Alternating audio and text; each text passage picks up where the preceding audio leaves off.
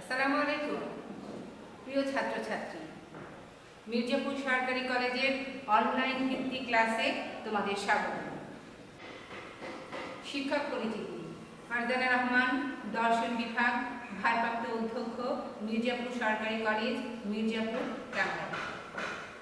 পাঠ পরিচিতি: বিষয় যুক্তিবিদ্যা, তৃতীয় অধ্যায়, শ্রেণী একাদশ, বিভাগ মানবিক। পাঠ শিরোনাম: ব্যক্তার্থ জাতার্থের বিপরীত ক্রমে হ্রাস বৃদ্ধির নিয়ম। শিখন ফল: পদ কি তা তোমরা বলতে পারবে। ব্যক্তার্থের সংজ্ঞা উদাহরণ সহ বর্ণনা করতে পারবে। ব্যক্তার্থের জাতার্থের সংজ্ঞা উদাহরণ সহ লিখতে ও বলতে পারবে। ব্যক্তার্থ ও জাতার্থের হ্রাস বৃদ্ধির নিয়ম ব্যাখ্যা করতে পারবে। পদ কি? যে শব্দ বা শব্দ সমষ্টি অন্য কোনো শব্দের সাহায্য না নিয়ে সম্পূর্ণ নিজে নিজে কোন যুক্তিবাক্যের উদ্দেশ্য কিংবা বিধেয়রূপে ব্যবহৃত হয় বা হতে পারে সে শব্দ বা শব্দ সমষ্টিকে পদ বলে। আমি আবার বলছি, যে শব্দ বা শব্দ সমষ্টি অন্য কোনো শব্দের সাহায্য না নিয়ে সম্পূর্ণ নিজে নিজেই কোনো যুক্তিবাক্যের উদ্দেশ্য কিংবা বিধেয়রূপে ব্যবহৃত হয় বা হতে পারে সে শব্দ বা শব্দ সমষ্টিকে পদ বলে। যেমন সিংহ হয় মাংসাশী প্রাণী। তোমরা খেয়াল করবে এখানে সিংহ এই শব্দটি হচ্ছে উদ্দেশ্য পদ এবং মাংসাশী প্রাণী এই শব্দটি হচ্ছে বিধেয় পদ। তোমরা আগেই শুনেছ উদ্দেশ্য পদ হচ্ছে সেই পদটি কোনো যুক্তিবাক্যে যার সম্পর্কে কিছু বলা হয়, যার উদ্দেশ্যে কিছু বলা হয়। আর বিধেয় পদ হচ্ছে সেই শব্দটি উদ্দেশ্য সম্পর্কে উদ্দেশ্যকে নির্দেশ করে যার সম্পর্কে কিছু বলা হয়। তোমরা দেখছো এখানে কি হয় আছে। হয়টি হচ্ছে সংযোজন। এই হয়ের মধ্যে এই হয়ের মাধ্যমে উদ্দেশ্য এবং বিধেয় এই দুটি পদকে একত্রিত করা হয় এবং সংযোজক হচ্ছে একটি চিহ্ন যা উদ্দেশ্য এবং বিধেয়ের মধ্যে সদর্থক চিহ্ন হিসেবে ব্যবহৃত হয়। এরপর আসি, এই যে তোমাদের পদ কি বললাম, এই পদের ইংরেজি কি? পদের ইংরেজি হচ্ছে টার্ম, যার উৎপত্তি হয়েছে ল্যাটিন শব্দ টার্মিনাস থেকে। পদের ইংরেজি শব্দ কি? ইংরেজি শব্দ হচ্ছে টার্ম। কোথা থেকে উৎপত্তি হয়েছে? উৎপত্তি হয়েছে ল্যাটিন শব্দ টার্মিনাস থেকে। আশা করি তোমরা বুঝেছ। আমি আবারও বলি, পদ কি? যে শব্দ বা শব্দ সমষ্টি অন্য কোনো শব্দের সাহায্য না নিয়ে সম্পূর্ণ নিজে নিজে কোনো যুক্তিবাক্যের উদ্দেশ্য কিংবা বিধেয়রূপে ব্যবহৃত হয় বা হতে পারে সেই শব্দ বা শব্দ সমষ্টিকে পদ বলে। ঠিক আছে, নিশ্চয়ই তোমরা বুঝেছ। এই পদের ইংরেজি হচ্ছে টার্ম, আর যেটি ল্যাটিন শব্দ থেকে এসেছে, ল্যাটিন শব্দটি হচ্ছে টার্মিনাস। দেখো, একটু আগে তোমাদের বলেছি বিধেয় পদটি কি ছিল? বিধেয় পদটি ছিল মাংস। ঠিক আছে, এরপরে আসো উদ্দেশ্য পদটি কি ছিল? উদ্দেশ্য পদটি ছিল সিংহ। সম্পূর্ণ বাক্যটি ছিল সিংহ হয় মাংসাশী প্রাণী। উদ্দেশ্য হচ্ছে যার সম্পর্কে কিছু বলা হচ্ছে, আর বিধেয় হচ্ছে যা বলা হচ্ছে। এখানে বলা হচ্ছে সিংহ হচ্ছে মাংসাশী প্রাণী, তার মানে সিংহ মাংস খেতে পছন্দ করে। এরপরে আসো ব্যক্তার্থ কি? কোন পদ একই অর্থে যে বিশেষ বস্তু বা বস্তু সমষ্টির উপর প্রযোজ্য হয় সেই বস্তু বা বস্তু সমষ্টি হলো ওই পদের ব্যক্তার্থ। যেমন দার্শনিক পদের ব্যক্তার্থ হলো পৃথিবীর সকল দার্শনিক এবং ত্রিভুজ পদের ব্যক্তার্থ হলো অতীত, বর্তমান ও ভবিষ্যতে অঙ্কিত সকল ত্রিভুজ। দেখো, আমি কিন্তু বলেছি দার্শনিক পদের ব্যক্তার্থ পৃথিবীর সকল দার্শনিক। আমি কিন্তু কোনো ব্যক্তি বিশেষ বা ব্যক্তি দার্শনিকের কথা বলিনি। পৃথিবীর যত দার্শনিক আছে সব দার্শনিকের কথা বলেছি। ঠিক তেমনি ত্রিভুজ বলতে আমি কিন্তু কোনো নির্দিষ্ট একটি ত্রিভুজের কথা বলিনি। আমি বলেছি অতীত, বর্তমান এবং ভবিষ্যতে যত ত্রিভুজ আঁকা হবে সব ত্রিভুজ। তাহলে কি দাঁড়ালো? ত্রিভুজ পদের ব্যাখ্যার্থ হচ্ছে সকল ত্রিভুজ, অতীত, বর্তমান ও ভবিষ্যতে অঙ্কিত সকল ত্রিভুজ। দেখো কি দেখাচ্ছি, স্ক্রিনে ভালো করে মনোযোগ দিয়ে দেখো। দার্শনিক পদের ব্যাখ্যার্থ হচ্ছে সকল দার্শনিক। দেখো স্ক্রিনে কি আছে? কোনো নির্দিষ্ট কোনো একজন দার্শনিকের কথা বলা হচ্ছে? বলা হচ্ছে না। এখানে দেখানো হচ্ছে অনেক দার্শনিক। তার মানে এই পৃথিবীর অতীত, বর্তমান এবং ভবিষ্যতে সকল দার্শনিকের কথা বলা হচ্ছে। কোনো একজন নির্দিষ্ট কোনো দার্শনিকের কথা এখানে বলা হয়নি। তাহলে কি দাঁড়ালো? দার্শনিক পদের ব্যাখ্যার্থ হচ্ছে পৃথিবীর অতীত, বর্তমান এবং ভবিষ্যতের সকল দার্শনিক। তার মানে তুমি যদি কোনো একটি তথ্য দেই কোনো দার্শনিক সম্পর্কে, তবে সেটা অতীত, বর্তমান এবং ভবিষ্যতে সব দার্শনিকদের উপর প্রযোজ্য হবে। এরপর দেখি, তোমাদেরকে আগের স্ক্রিনে বলেছি ত্রিভুজের কথা। ত্রিভুজ পদের ব্যাখ্যার্থ হচ্ছে সকল ত্রিভুজ। দেখো তোমরা ভালো করে খেয়াল করে স্ক্রিনে কি দেখা যাচ্ছে? ছোট ছোট অনেকগুলো ত্রিভুজ, বিভিন্ন রঙের। কিন্তু এই ত্রিভুজ সম্পর্কে আমি যা বলবো তা সব ত্রিভুজের উপরে প্রযোজ্য হবে। ঠিক আছে? বিভিন্ন কালারের ত্রিভুজ দেখতে পাচ্ছ। আমি যদি অতীতে কোনো ত্রিভুজ এঁকে থাকি, কোনো তথ্য যদি এখন বলে থাকি, সেটা অতীতের ত্রিভুজ সম্পর্কে যেমন সত্য হবে, বর্তমান এবং ভবিষ্যতের ত্রিভুজ সম্পর্কেও সত্য বলে পরিগণিত হবে। এরপর দেখো কি লিখেছি, জাতার্থ কি? যুক্তিবিজ্ঞান বলে যখন কোনো পদ বিশেষ বস্তু বা বস্তু সমষ্টির অন্তর্গত সাধারণ ও অনিবার্য গুণ বা গুণ সমষ্টিকে নির্দেশ করে, তখন সেই সাধারণ ও আবশ্যিক গুণকে পদটির জাতার্থ বলে। আমি আবার বলি, তোমরা মনোযোগ দিয়ে শুনবে। যুক্তিবিজ্ঞান বলে যখন কোনো পদ বিশেষ বস্তু বা বস্তু সমষ্টির অন্তর্গত সাধারণ ও অনিবার্য গুণ বা গুণ সমষ্টিকে নির্দেশ করে, তখন সেই সাধারণ ও আবশ্যিক গুণকে পদটির জাতার্থ বলে। যেমন মানুষ পদের জাতার্থ হলো বুদ্ধিবৃত্তি ও জীববৃত্তি। তোমাদের নিশ্চয় মনে হচ্ছে যে সাধারণ ও আবশ্যিক গুণগুলো কোনগুলো, তাই না? সাধারণ ও আবশ্যিক গুণ হচ্ছে সেই গুণগুলো যা তুমি, আমি, আমাদের সবার উপরে প্রয়োগ করা যায়। যেমন ধরো, আমি যদি রহিম সম্পর্কে কোনো কথা বলি, যেমন রহিম খুবই মেধাবী, আমি যদি এই কথা বলি, এই মেধাবী গুণটি করিমের মধ্যে নাও থাকতে পারে। তার মানে ব্যক্তি বিশেষে বিভিন্ন গুণ বিভিন্ন মানুষের মধ্যে থাকে। এই যে সাধারণ ও আবশ্যিক গুণের কথা বললাম, এটি কিন্তু প্রতিটি অতীত, বর্তমান এবং ভবিষ্যতে প্রতিটি মানুষের উপরে প্রয়োগ করতে হবে এবং প্রতিটি বস্তুর মধ্যেও এই সাধারণ ও আবশ্যিক গুণগুলো থাকতে হবে।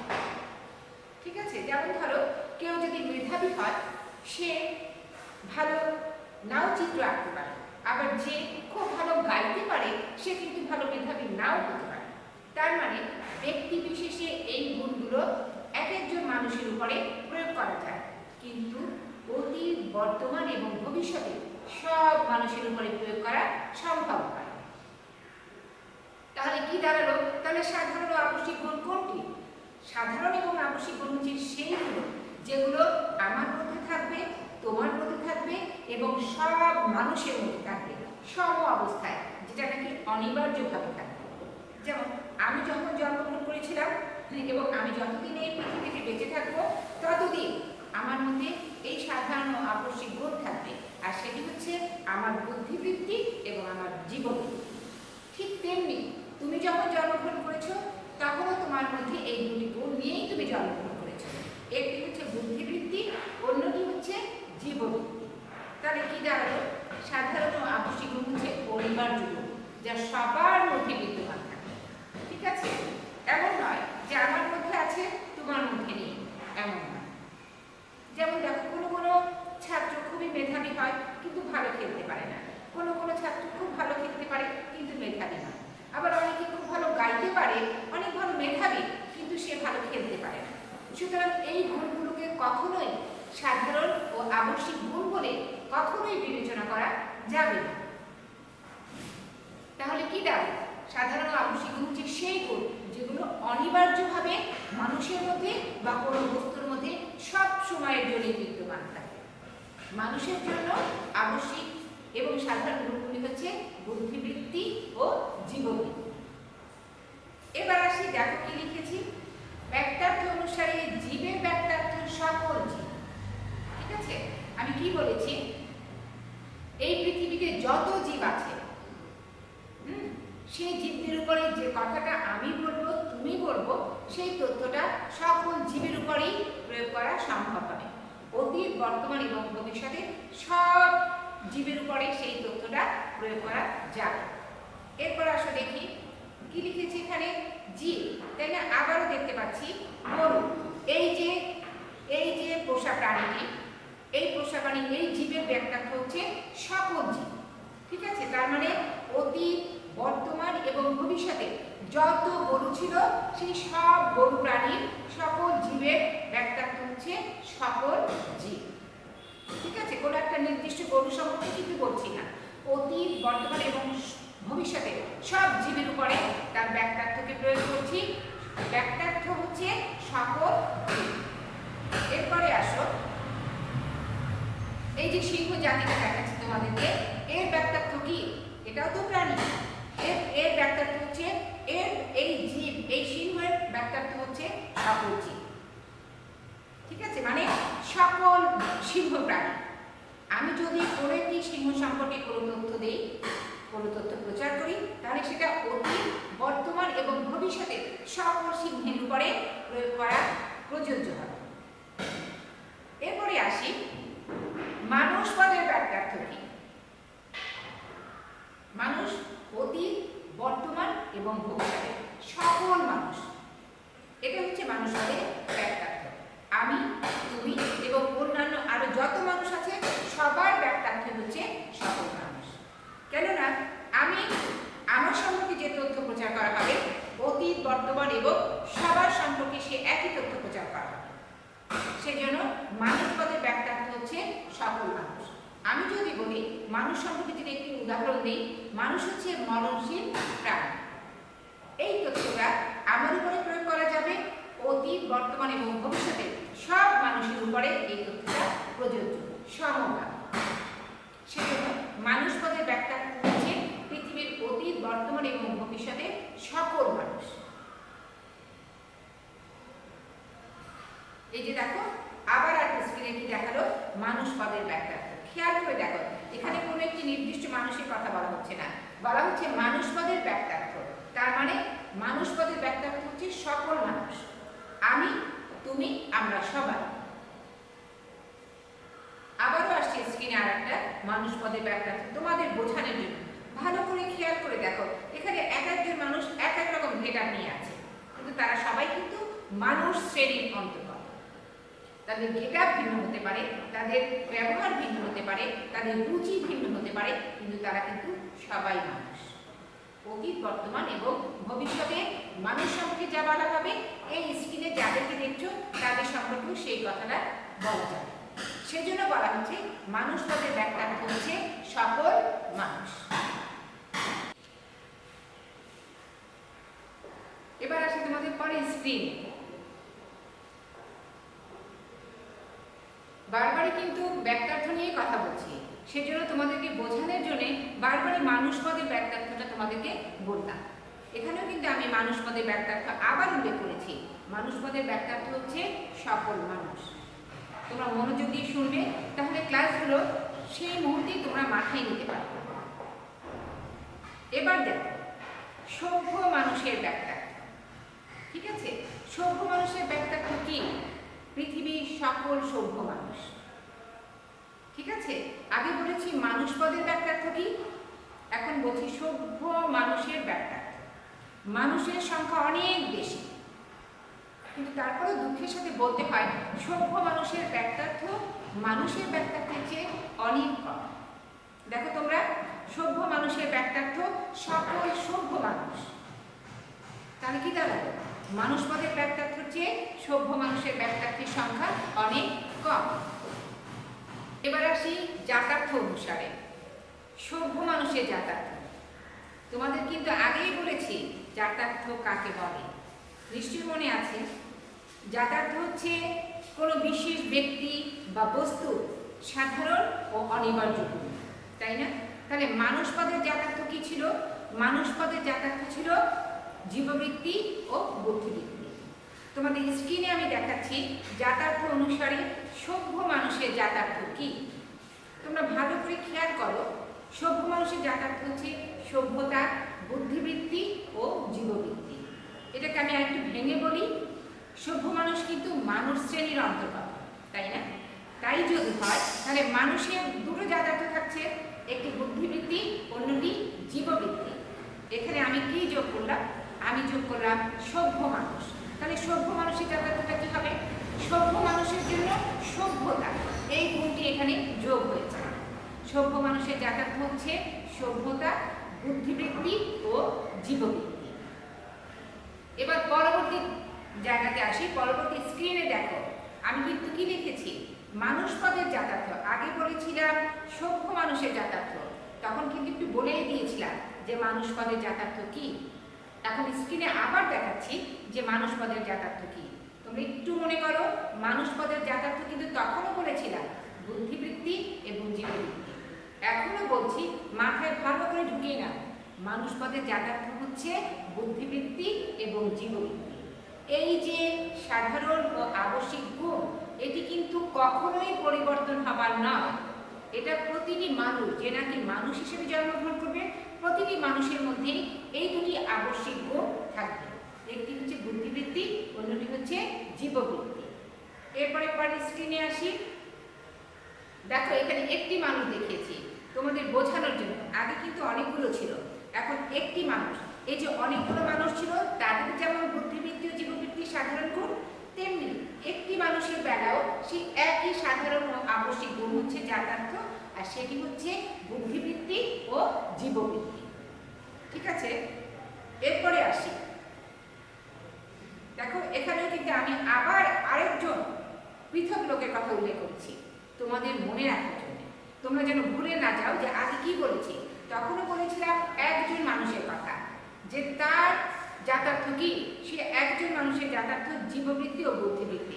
এখানেও তাই দেখা যাচ্ছে যে মানুষ পদের জাতার্থ জীববৃত্তি ও বুদ্ধিবৃত্তি। তার মানে একজন মানুষ হলেও তার জাতার্থ জীববৃত্তি ও বুদ্ধিবৃত্তি, তেমনি অসংখ্য মানুষ হলেও তার জাতার্থ জীববৃত্তি এবং বুদ্ধিবৃত্তি। যেমন দেখো, তোমরা যখন ক্লাসে বসে থাকো, তুমি মানুষ, তোমার সাথে অনেক ছাত্রী থাকে, তাদের সবার জাতার্থ কিন্তু জীববৃত্তি এবং বুদ্ধিবৃত্তি। এবার পরবর্তী স্ক্রিনে আসি। এখানেও দেখো আমি আবার সে একই জিনিসই পুনরাবৃত্তি করছি, শুধুমাত্র তোমাদের মনে রাখার জন্য, তোমরা যেন ভুলে না যাও। এখানেও কিন্তু আমি বারবারই দেখাচ্ছি মানুষ পদের জাতার্থ হচ্ছে জীববৃত্তি ও বুদ্ধিবৃত্তি, কারণ এটি হচ্ছে অনিবার্য একটা গুণ এবং সাধারণ, যেটা কখনোই কোনো অবস্থাতেই মানুষের মধ্যে থেকে চলে যাবে না। মানুষ হিসেবে জন্মগ্রহণ করলেই তার মধ্যে এই দুটো জিনিস থাকবে, একটি হচ্ছে বুদ্ধিবৃত্তি, অন্যটি জীববৃত্তি। এরপরে আসি, পরে দেখা যাক কি। তোমরা স্ক্রিনে লক্ষ্য করো, জাতার্থ অনুসারে এখন আমি কি দেখাচ্ছি? জীব বা প্রাণী। জীব বা প্রাণী পদের জাতার্থ হচ্ছে জীববৃত্তি। তোমরা নিশ্চয়ই খুব ভালো করে খেয়াল করেছো, এখানে কিন্তু বুদ্ধিবৃত্তি নেই। কারণ কি? পশু শ্রেণী কি বুদ্ধি আছে তোমার মতো আমার মতো? তা কিন্তু নেই। কিংবা পশু শ্রেণী যখন জন্মগ্রহণ করে, তখন কি সে আমার মতো আর তোমার মতো বুদ্ধিবৃত্তি নিয়ে জন্মগ্রহণ করে? তা কিন্তু করে না। তাহলে কি দাঁড়ালো? পৃথিবীর সমস্ত জীব বা প্রাণী জাতার্থ হচ্ছে শুধুমাত্র জীববৃত্তি, এখানে কিন্তু বুদ্ধিবৃত্তি নেই। এরপরে আসো পরের স্ক্রিনে। কি দেখিয়েছিলাম? বারবারই কিন্তু আমি স্ক্রিনে বড় একটা সিংহ দেখাচ্ছি, তাই না? তোমরা কিন্তু ছোট নয় যে তোমরা বাচ্চা, বারবার তোমাদেরকে দাঁড়ানো দেখাচ্ছি, তা কিন্তু না। বারবারই তোমাদেরকে আমি এটা দেখাচ্ছি বোঝার জন্য। সে একই জিনিস, সিংহ প্রাণীর জাতার্থটাও সেই জীববৃত্তি হতে পারে, সেটা গরু নয়, কিন্তু প্রাণী তো জীবের অন্তর্গত, প্রাণীর অন্তর্গত। ঠিক আছে, প্রাণীর অন্তর্গত বলে সে যে কোনো প্রাণী হোক না কেন, গরু হতে পারে, ছাগল হতে পারে, সিংহ হতে পারে, মহিষ হতে পারে, জেব্রা হতে পারে, সবই হতে পারে। ঠিক আছে, আমি এটাই বলতে চাচ্ছি মোদ্দা কথা হিসেবে যে প্রাণী বা জীবপদের যাতার্থ হচ্ছে জীববৃত্তি, বুদ্ধিবৃত্তি নয়। তার মানে প্রাণীকুলের একমাত্র যাতার্থ হচ্ছে জীববৃত্তি। সে জন্মগ্রহণ করলেই তার মধ্যে এই জীববৃত্তিটা থাকবে। এরপরে আসি ব্যক্তার্থ ও যাতার্থের হ্রাস বৃদ্ধির নিয়ম। তোমাদের মনে আছে শিখন ফলে আমি লিখেছিলাম ব্যক্তার্থ ও যাতার্থের নিয়মটা এবং কিভাবে ব্যক্তার্থ যাতার্থের হ্রাস বৃদ্ধি ঘটে। পদের ব্যক্তার্থ ও যাতার্থের যে মধ্যকার সম্বন্ধ এটা অত্যন্ত গভীর ও ঘনিষ্ঠ। এখন তোমাদের জীবপদ বা প্রাণী পদের যাতার্থ বলছিলাম। এবার দেখি পরবর্তী স্ক্রিনে কি আছে। কি আছে? হ্রাস বৃদ্ধির নিয়ম। তোমরা শিখন ফলে দেখেছিলে, আমি ওখানে লিখেছিলাম হ্রাস বৃদ্ধির নিয়মটি। ঠিক আছে, ব্যক্তার্থ যাতার্থের হ্রাস বৃদ্ধির নিয়মটি কি? পদের ব্যক্তার্থ ও যাতার্থের যে মধ্যকার সম্বন্ধ তা অত্যন্ত গভীর ও ঘনিষ্ঠ। ব্যক্তার্থ যাতার্থ একে অন্যের উপর নির্ভরশীল। পদের ব্যক্তার্থ যাতার্থের সম্পর্ককে যুক্তিবিদরা ব্যক্তার্থ যাতার্থের হ্রাস বৃদ্ধির নিয়ম বলে আখ্যায়িত করেছে। ইংরেজিতে এই সম্পর্ককে বলা হয় law of inverse variation of denotation and connotation. আমি আবার বলছি, ইংরেজিতে এই সম্পর্ককে বলা হয় law of inverse variation of denotation and connotation. এই যে সম্পর্কটা, এই সম্পর্কটাকে নিম্নে দেখানো হলো, তোমরা ভালো করে খেয়াল করো। 1 নম্বর হচ্ছে যদি কোনো পদের ব্যক্তার্থ বেড়ে যায় তাহলে তার যাতার্থ কমে যাবে। 2 নম্বর হচ্ছে যদি কোনো পদের ব্যক্তার্থ কমে যায় তাহলে তার ব্যক্তার্থ বাড়ে।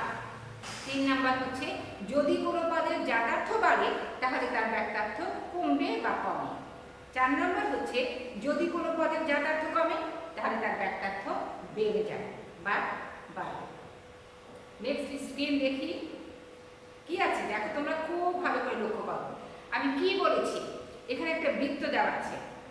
তোমরা তো একাদশ শ্রেণীতে অনেক বই পড়ো, তাই না? আমি এখানে একটা স্ক্রিনে আমার খুব প্রিয় টিচার, প্রিয় শিক্ষক, ওনার একটা স্ক্রিন এখানে যোগ করেছি। উনি ছিলেন প্রফেসর রুকুনুদ্দিন আহমেদ। আমি যখন তোমাদের ইন্টারমিডিয়েটের খাতা, এইচএসসি খাতা দেখছিলাম, তখন আমার হেড এক্সামিনার ছিলেন প্রফেসর রুকুনুদ্দিন আহমেদ। আমি ওনার বই থেকেই এই অংশটা নিয়েছি, সেজন্য আমি বইয়ের অংশটাকেই তোমাদের স্ক্রিনে দেখাচ্ছি। তোমরা ভালো করে খেয়াল করো এখানে কি আছে। এখানে লেখা আছে ব্যক্তার্থ যাতার্থের বিপরীত হ্রাস ক্রম বৃদ্ধির এই নিয়মটাকে বিভিন্ন ভাগে ভাগ করা যায়। এখানে উপরোক্ত 4টি নীতিমালার প্রেক্ষিতে এটাকে উদাহরণ সহ দেখানো হলো। ভালো করে দেখো, আমি ব্যক্তার্থের দিক থেকে দেখিয়েছি। সেখানে কি দেখিয়েছি? ব্যক্তার্থ বাড়লে যাতার্থ কমবে। অন্যদিকে দেখিয়েছি যাতার্থের দিক থেকে দেখিয়েছি যাতার্থ বাড়লে ব্যক্তার্থ কমবে। আমি কিন্তু পদ নিয়েছি এবং ব্যক্তার্থ কমলে যে যাতার্থ বাড়ে সেটিও দেখিয়েছি। অন্যদিকে যাতার্থ কমলে যে ব্যক্তার্থ বাড়বে তাও দেখিয়েছি। তোমরা দেখো সবচেয়ে ভিতরের অংশটুকুর দিকে তাকাও। ভিতরের অংশটুকু দেখো, ওখানে কি দেওয়া আছে? ওখানে দেওয়া আছে হচ্ছে কি সৎ মানুষ। তুমি এবং আমি জানি সৎ মানুষের যাতার্থ কি? সৎ মানুষের যাতার্থ হচ্ছে সৎ মানুষ, কারণ এখানে সততা গুণটি লক্ষ্য করা যাচ্ছে। ভালো করে লক্ষ্য করো, সততা গুণটি দেখা যাচ্ছে। ওখানে লিখেছি সততা এবং সৎ মানুষ। এখন আসো, এই যে সৎ মানুষের যাতার্থ কি হবে? সৎ মানুষের যাতার্থ হবে জীববৃত্তি, বুদ্ধিবৃত্তি ও সততা। ঠিক আছে, এরপরে আমি অন্য একটা পদ এখানে দেখানো হচ্ছে। সব কিছুর ক্ষেত্রেই কিন্তু ব্যক্তার্থ যদি বেড়ে যায় তাহলে যাতার্থ কমবে, আর ব্যক্তার্থ যদি কমে যায় তাহলে যাতার্থ বেড়ে যাবে। যেমন আমি বলেছি সৎ মানুষের কথা। সৎ মানুষের ব্যক্তার্থ যদি হয় এমন যে পৃথিবীর সকল সৎ মানুষ, তাহলে কিন্তু ব্যক্তার্থ কমে যাচ্ছে। কিন্তু জাতার্থ কি হচ্ছে? জাতার্থ কিন্তু বেড়ে যাচ্ছে। সৎ মানুষের জাতার্থ হচ্ছে জীববৃত্তি, বুদ্ধিবৃত্তি এবং সততা। ভালো করে স্ক্রিনে খেয়াল করো যে আমি লিখেছি, আমি ওখানে দেখিয়েছি ব্যক্তার্থ কমলে জাতার্থ বেড়ে যাবে। সৎ মানুষের ব্যক্তার্থ হচ্ছে সকল সৎ মানুষ, আর জাতার্থ হচ্ছে জীববৃত্তি, বুদ্ধিবৃত্তি এবং সততা। এর পরের পদটা আসো, মানুষ পদ নিয়েছি। ঠিক আছে, মানুষ পদ আমি যদি এখন মানুষের ব্যক্তার্থ বাড়িয়ে দিই কি হবে? মানুষের ব্যক্তার্থ পৃথিবীর সকল মানুষ, কিন্তু জাতার্থ কিন্তু কমে গেল। কি হলো? জাতার্থ হচ্ছে গিয়ে জীববৃত্তি এবং বুদ্ধিবৃত্তি। ঠিক আছে, মানুষ পদের জাতার্থ কি? মানুষ পদের জাতার্থ হচ্ছে জীববৃত্তি এবং বুদ্ধিবৃত্তি, আর ব্যক্তার্থ হচ্ছে পৃথিবীর সকল মানুষ। এরপরে আসো ব্যক্তার্থের দিক থেকে। ব্যক্তার্থ যদি নেই প্রাণী, তাহলে প্রাণীর ব্যক্তার্থ কি হবে? প্রাণীর ব্যক্তার্থ হচ্ছে পৃথিবীর সকল প্রাণী, কিন্তু জাতার্থ কিন্তু অনেক কমে গেল। জাতার্থ কি হলো? জাতার্থ শুধুমাত্র জীববৃত্তি। আমি যদি মানুষ প্রাণী বলি সেখানে কিন্তু মানুষ আছে, কিন্তু তোমরা খেয়াল করে দেখবে মানুষের জাতার্থের যে একটা অংশ বুদ্ধিবৃত্তি সেটা কিন্তু এখানে নেই, কারণ এখানে শুধু মানুষকে প্রাণীর কুলের অন্তর্গত করা হয়েছে।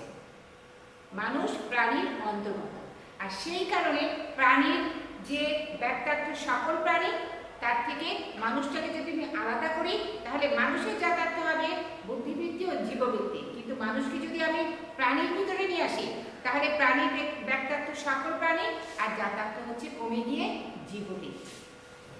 জাতার্থের দিক থেকে, জাতার্থের দিক থেকে আমি লিখেছি, আমি দেখিয়েছি ওখানে যে জাতার্থ বাড়লে ব্যক্তার্থ কমবে। জাতার্থ যদি বাড়িয়ে দাও, যেমন তোমার পদটা যদি হয় মানুষ এবং সেই মানুষটাকে যদি আরেকটু কমিয়ে তুমি দাও শুধুমাত্র সৎ মানুষ, তাহলে সৎ মানুষের জাতার্থ বেড়ে যাবে, কিন্তু সৎ মানুষের ব্যক্তার্থটা কমে যাবে। যেমন আমি বলছি যে জাতার্থ, সৎ মানুষের জাতার্থ হচ্ছে সততা, জীববৃত্তি এবং বুদ্ধিবৃত্তি, কিন্তু ব্যক্তার্থ কিন্তু অনেক কম, সকল সৎ মানুষ। তার মানে মানুষ যে অনেক, তার মধ্যে মাত্র একটি অংশ। ঠিক আছে, তাহলে কি দাঁড়ালো? জাতার্থ যদি বেড়ে যায় তাহলে ব্যক্তার্থটা কমে যাবে। অন্যদিকে কি আছে? জাতার্থ যদি আমি কমিয়ে দিই তাহলে ব্যক্তার্থটা বেড়ে যাবে। আমি যদি বলি জাতার্থ যদি আমি কমিয়ে দিই, আমি যদি একটা প্রাণী কুল দিই, আমার পদটা যদি প্রাণী হয় তাহলে জাতার্থ যদি কমে, প্রাণীর জাতার্থ হচ্ছে শুধুমাত্র জীববৃত্তি।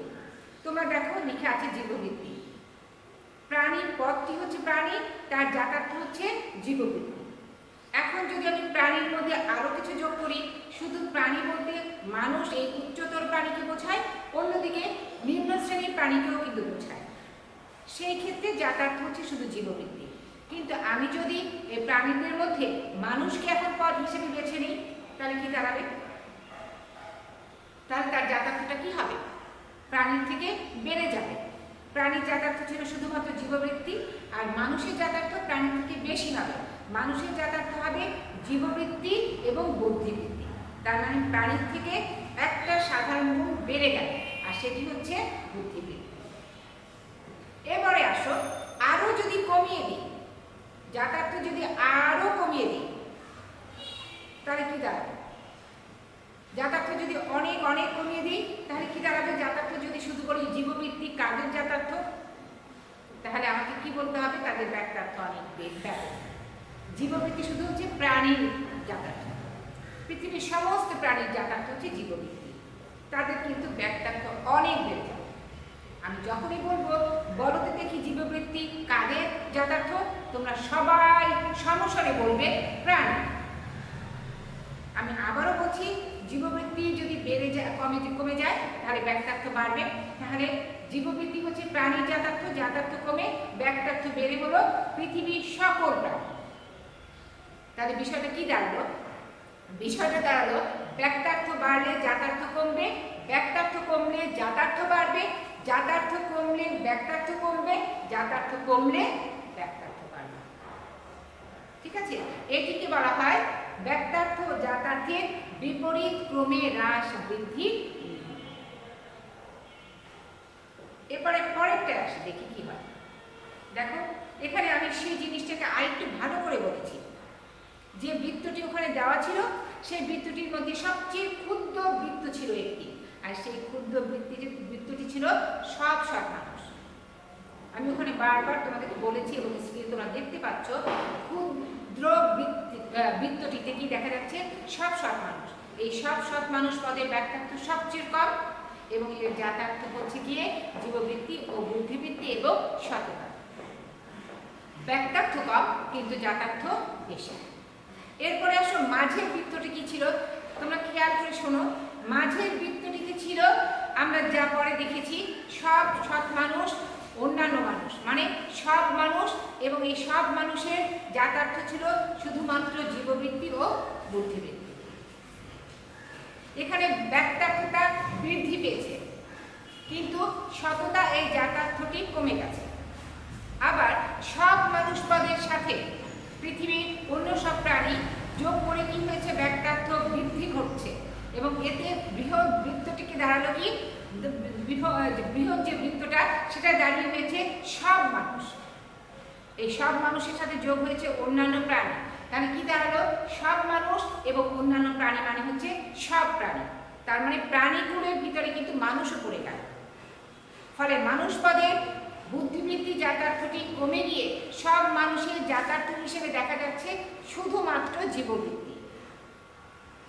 ঠিক আছে, এই যে উদাহরণটি তোমাদের দেওয়া হলো, এটা আরেকটু ব্যাপকভাবে বলা হচ্ছে। সেটি হচ্ছে সব প্রাণী ও সব মানুষ পদ দুটির ব্যাখ্যার্থ কমলে পর্যায়ক্রমে উভয় পদের যাতার্থ বেড়ে গিয়ে জীববৃত্তির সাথে যথাক্রমে বুদ্ধিবৃত্তি ও সততা গুণটি যুক্ত হয়। সুতরাং এখন এখানে উভয় দিক থেকে প্রমাণিত হলো যে পদের ব্যাখ্যার্থ বাড়লে যাতার্থ কমে, পদের ব্যাখ্যার্থ কমলে যাতার্থ কমে, ব্যাখ্যার্থ বাড়লে যাতার্থ কমে, আর পদের ব্যাখ্যার্থ কমলে যাতার্থ বেড়ে যায়। ঠিক আছে, ব্যাখ্যার্থ বাড়লে যাতার্থ কমে, যাতার্থ বাড়লে ব্যাখ্যার্থ কমে, ব্যাখ্যার্থ কমলে যাতার্থ বাড়ে, আর যাতার্থ কমলে ব্যাখ্যার্থ কমে। এই নিয়মটিকে বলা হয় যুক্তিবিদ্যার ভাষায় ব্যাখ্যার্থ ও যাতার্থের বিপরীত ক্রমে হ্রাস বৃদ্ধির নিয়ম। ঠিক আছে, এরপরে দেখি কি আছে। দেখো স্ক্রিনে কি আসছে, মাঝে একটি পদ আছে, সবচেয়ে উপর একটা প্রাণী, তারপর একটা মানুষ, তারপর একটা সব মানুষ, তারপরে আছে ব্যাখ্যার্থ এবং যাতার্থ। সবচেয়ে প্রথমে কোন দিকে তোমাদের ফোকাস করতে হবে? সবচেয়ে প্রথমে তোমাদের ফোকাস করতে হবে পদের দিকে, প্রাণী। ঠিক আছে, প্রাণী ব্যাখ্যার্থ সব প্রাণী, আর যাতার্থ জীববৃত্তি।